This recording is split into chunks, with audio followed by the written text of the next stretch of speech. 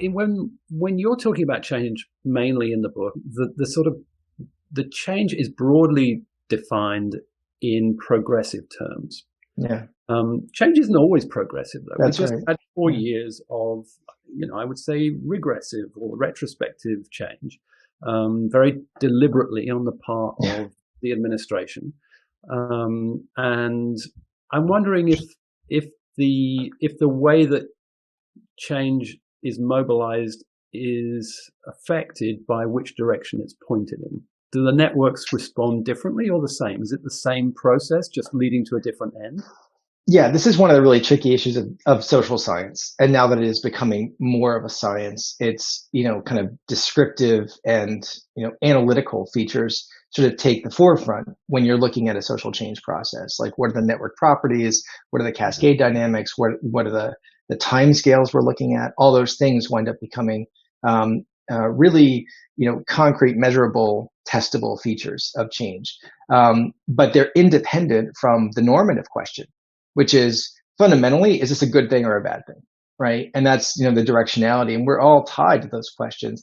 And this is, I think, one of the historical issues with social science, which is, you know, it's hard to get away, and fundamentally, I think, impossible to get away from a normative question, because we're studying the society we live in and ultimately really care about. We care about social justice issues. And one of the reasons why we care about these kinds of change processes is because we'd like to see populations liberated, living in fair and equal societies.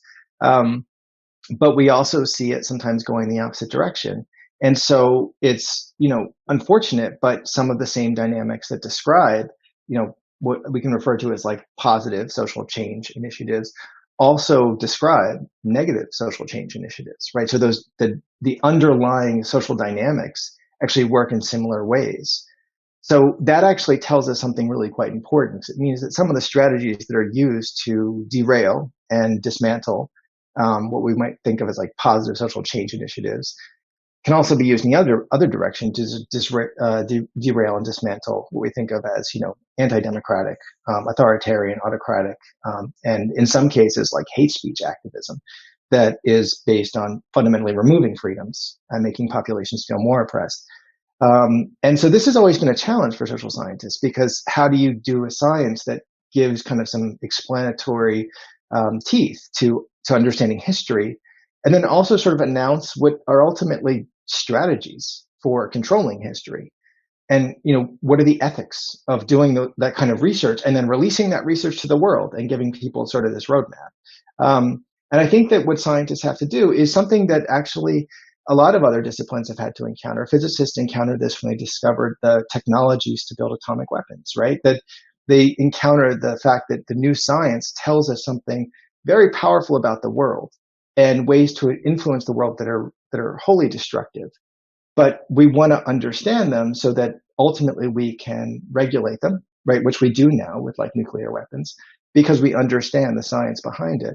And we even have done this historically in social science somewhat. Like, think about television and the sort of discovery of subliminal messaging. And that was a discovery based on the fact that the technology for mass media communications emerged, and all of a sudden there was this new possibility that no one had anticipated.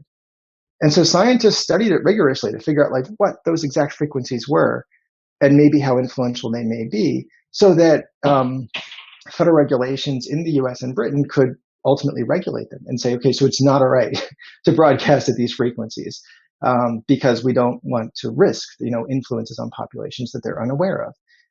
And I think that that's part of what goes into the next generation of social science, is that once we can do this kind of science in a serious, rigorous way, we need to also take an ethical stand on how these results should be used, and the situations in which federal regulation is actually necessary for maintaining, a positive use of the science as opposed to a negative one.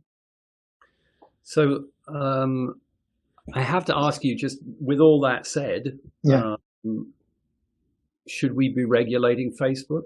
Should Parler be able to be Yeah. shut down not by a decision made in any kind of government, but because the executives at Google decide that they're gonna pull it off their servers? Are we handling this right? Are we getting this right? It doesn't feel right to me.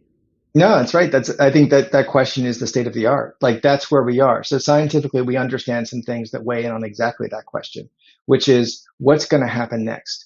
So if we let industry regulate itself, one of the major incentives in industry is to build sites that are attractive, that sort of enhance user engagement.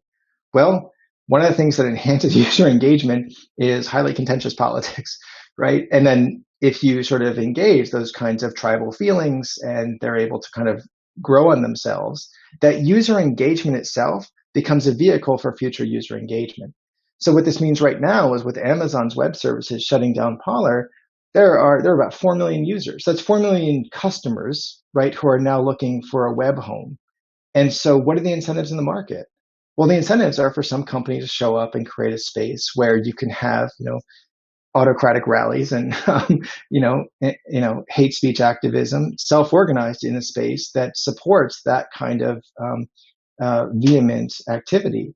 And the question is, well, how responsible are we, the government and the scientists who understand this process, for preventing that kind of thing from happening? And the real issue here is unintended consequences, because without understanding the dynamics of tipping points and how small groups of activists, once organized in the right kind of social network structure, can allow a critical mass to grow and that can trigger a tipping point.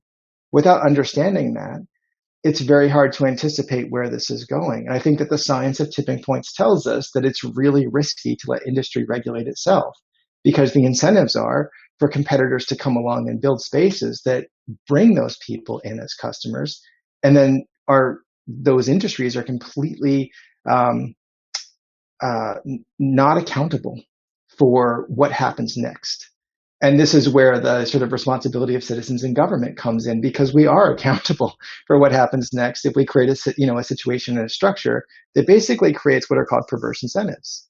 There are incentives for industry, and particularly for new companies, to create situations that allow for this kind of mass organizing of very negative social change initiatives. And so we should, I think, regulate this space with really good science that helps us to understand what the consequences are going to be.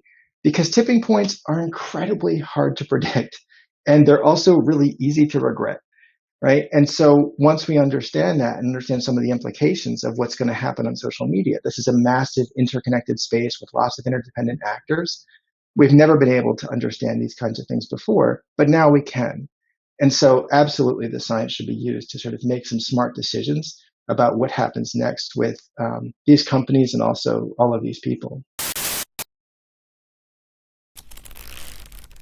Hachette,